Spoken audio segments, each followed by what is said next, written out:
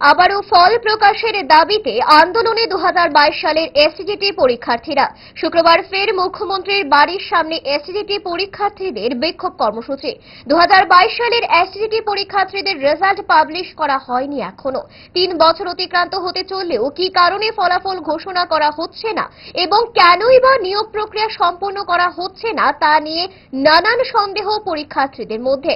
অবশেষে স্পষ্টীকরণের লক্ষ্যে আবারও পথে নেমে আন্দোলনে শামিল হলো এসটিজিটি পরীক্ষার্থীরা।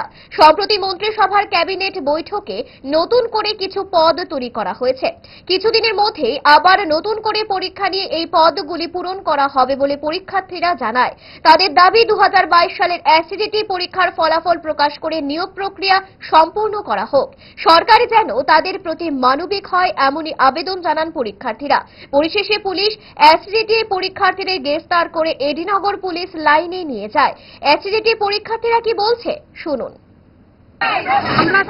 আমরা চাই যে নতুন যে পরীক্ষার যে পোস্টটা ক্রিয়েট করেছে ক্যাবিনেটই বলুন আর দপ্তরই বলুন, ওই পরীক্ষার যে নতুন যে ক্রিয়েশনটা করেছে সেটা আমাদের নিয়োগ নীতি কমপ্লিট না করে আমরা যে নোটিফিকেশনটি আমাদেরকে দিয়েছিল 2022 সেটার মধ্যে যে আমরা টাকা ভরে যে আমরা পরীক্ষাটা দিয়েছিলাম সেটা আমাদের নৈতিক দাবি ওনাদের কাছে চাওয়ার জন্য, আর সরকারের নৈতিক ডিউটি ও রেজাল্টটা আমাদেরকে দেওয়ার জন্য। ঠিক আছে, তো এটাই আমরা চাই, আমাদের রেজাল্টটা কমপ্লিট করে আমাদের রিক্রুটমেন্ট পলিসিটা কমপ্লিট করে তারপর যেন নতুন পরীক্ষা হয়। কারণ আমাদের মধ্যে অনেকেই আছে হাই স্কোরার, তো যেহেতু হাই স্কোরার আছে তারা কি আবার দ্বিতীয়বার এই 22 পরীক্ষা দিয়ে আবার 23-24 পার করে 25-এ গিয়ে আবার পরীক্ষা দেবে ফর্ম ভরে? কেন পরীক্ষা দেবে? পরীক্ষা কেন দেবে? একটা পরীক্ষা কেন দুবার ওরা বসবে? তো আমাদের এটাই দাবি, আমরা রেজাল্ট চাই, রেজাল্ট আমাদের অতি সত্ত্বর দিতে হবে। আমরা গভর্নমেন্টকে বলছি, নিবেদন করে অনেক বলছি, এবার ওদেরকে সরকারকে আমরা প্রশ্ন করতে চাই, আমাদেরকে এরকম ভাবে আটকে রাখবেন না, আমাদের সঙ্গে অমানবিক আচরণ করবেন না।